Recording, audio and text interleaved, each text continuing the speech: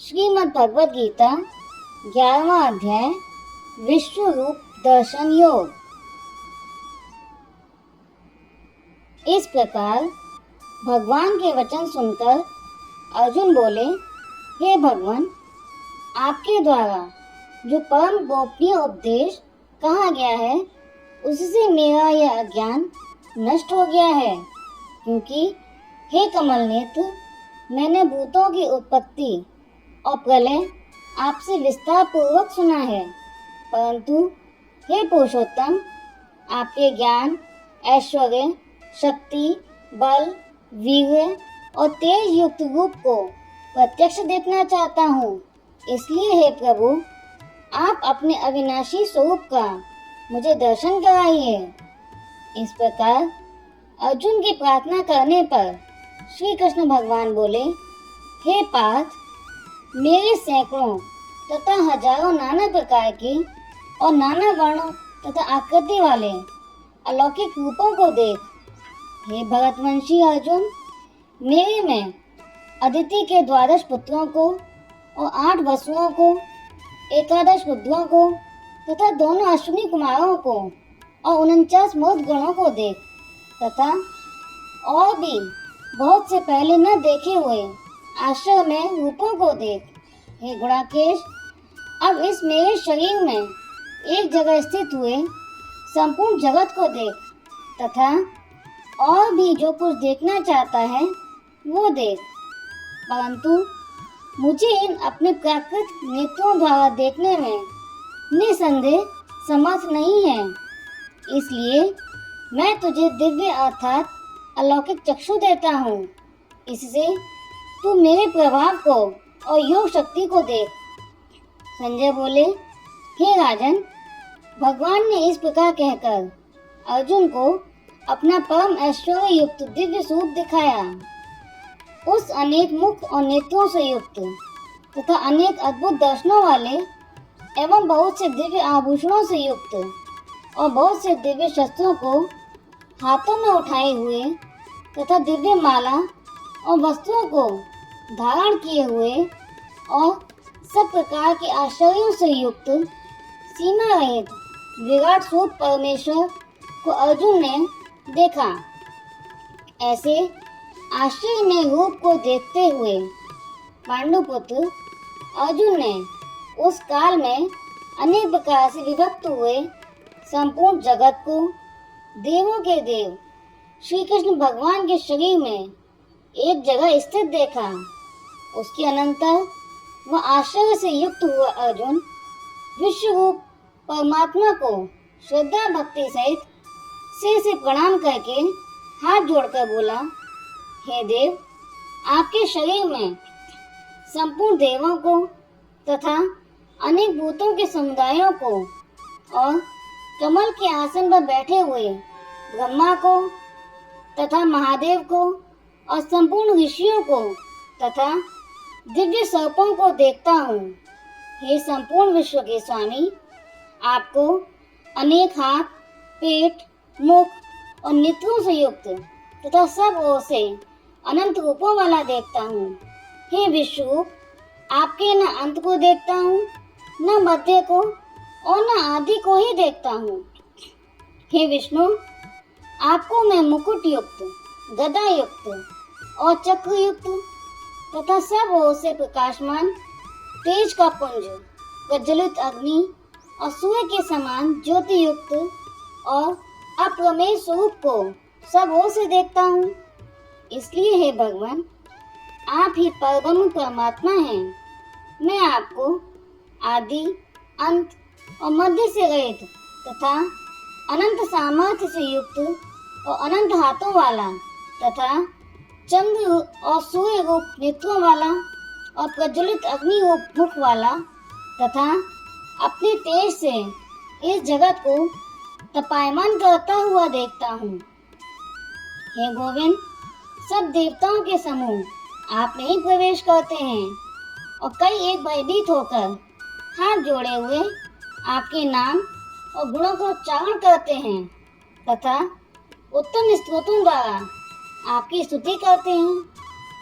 हे महाबाहो, आपके बहुत मुख और नेत्रों वाले तथा बहुत हाथ, जंगा और पैरों वाले और बहुत उधरों वाले तथा बहुत सी विकराल दाढ़ों वाले महान रूप को देखकर सब लोग व्याकुल हो रहे हैं तथा मैं भी व्याकुल हो रहा हूँ। इसलिए हे देवेश, आप प्रसन्न हो। मैं देखता हूँ कि धृतराष्ट्र के पुत्र राजाओं के समुदाय सहित आप में प्रवेश करते हैं और भीष्म पितामह, द्रोणाचार्य तथा कर्ण और अपने पक्ष के भी प्रधान योद्धाओं के सहित सबके सब आपके मुखों में प्रवेश करते हैं। हे विश्वमूर्ते, जैसे नदियों के जल प्रवाह समुद्र में प्रवेश करते हैं, वैसे ही शूरवीर मनुष्यों के समुदाय भी आपके प्रज्वलित हुए मुखों में प्रवेश करते हैं।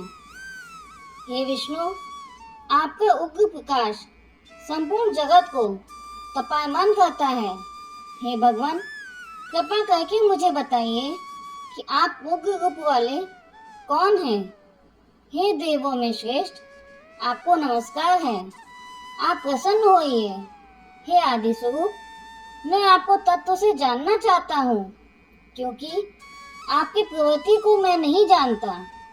इस प्रकार अर्जुन के पूछने पर श्री कृष्ण भगवान बोले, हे अर्जुन, मैं लोकों का नाश करने वाला बड़ा हुआ महाकाल हूँ। इसलिए विपक्ष की सेना में स्थित हुए जो योद्धा लोग हैं, उन सबका तेरे युद्ध न करने से भी नाश हो जाएगा। इससे तू खड़ा हो और युद्ध कर। तू निश्चय ही युद्ध को जीतेगा, इसलिए तू भय मत कर और युद्ध कर। इसके बाद संजय बोले, हे राजन, श्री कृष्ण के इस प्रकार वचन सुनकर अर्जुन भयभीत होकर श्री कृष्ण से गदगद वाणी में बोले, हे अंतर्यामी, सच्चिदानंद घन ब्रह्म आप ही हैं। आप ही आदि देव और सनातन पुरुष हैं। आप ही परम धाम हैं। हे अनंत रूप, आपसे यह संपूर्ण जगत परिपूर्ण है। आप ब्रह्मा के भी पिता हैं। आपके लिए हजारों बार नमस्कार है। हे सर्वात्मन, आप ही सर्वरूप हैं। आपके इस प्रभाव को न जानते हुए मेरे द्वारा जो कुछ हठ पूर्वक कहा गया है, उसके लिए मैं आपसे क्षमा चाहता हूँ। हे विश्वेश्वर, आप इस चराचर जगत के पिता और गुरु से भी बड़े गुरु एवं अति पूजनीय हैं। तीनों लोकों में आपके समान भी दूसरा कोई नहीं है। इससे हे प्रभु, मैं शरीर को अच्छी प्रकार चरणों में रख के और प्रणाम करके आप ईश्वर को प्रसन्न होने के लिए प्रार्थना करता हूँ। हे विष्णुमूर्ते, मैं पहले न देखे हुए आश्चर्य में आपके इस रूप को देखकर हर्षित हो रहा हूँ और मेरा मन वैसे अत्यधिक व्याकुल भी हो रहा है। इसलिए हे देवेश, आप उस अपने चतुर्भुज रूप को ही मेरे लिए दिखाइए। मैं वैसे ही आपको मुकुट धारण किए हुए तथा गदा और चक्र हाथ में लिए हुए देखना चाहता हूँ। आप उस चतुर्भुज रूप से युक्त होइए। इस प्रकार अर्जुन की प्रार्थना को सुनकर श्री कृष्ण भगवान बोले, हे अर्जुन, मैंने अपनी योग शक्ति के प्रभाव से यह मेरा परम तेजोमय और सीमा रहित विराट स्वरूप तुझे दिखाया है, जो कि तेरे सिवा पहले नहीं देखा गया है। हे अर्जुन, इस प्रकार के मेरे इस विकराल रूप को देखकर तुझे व्याकुलता न हो और मूढ़ भाव भी न हो, इसलिए तू भय रहित प्रीति युक्त मन वाला मेरे इस शंख, चक्र, गदा, पद्म सहित चतुर्भुज रूप को फिर देख। उसके उपरांत संजय बोले, हे राजन, वासुदेव भगवान ने अर्जुन से इस प्रकार कहकर फिर वैसे ही अपना सौम्य चतुर्भुज रूप दिखाया और अर्जुन को धीरज दिया। उसके उपरांत अर्जुन बोले, हे जनार्दन, आपके इस अति शांत मनुष्य रूप को देखकर अब मैं शांत चित्त हुआ हूँ। इस प्रकार अर्जुन के वचन सुनकर श्री कृष्ण भगवान बोले, हे अर्जुन, मेरा यह चतुर्भुज रूप देखने को अति दुर्लभ है। जो पुरुष केवल मेरे ही लिए सब कुछ यज्ञ, दान और तप आदि संपूर्ण कर्तव्य कर्मों को करने वाला है और मेरी प्राप्ति के लिए तत्पर है तथा मेरा भक्त है और आसक्ति रहित है, ऐसा अनन्य भक्ति वाला पुरुष ही मेरे को प्राप्त होता है। यहाँ भगवद गीता का 11वां अध्याय समाप्त होता है। यदि आपको हमारा ये वीडियो पसंद आया हो तो वीडियो को लाइक और चैनल को सब्सक्राइब करें। राधे राधे।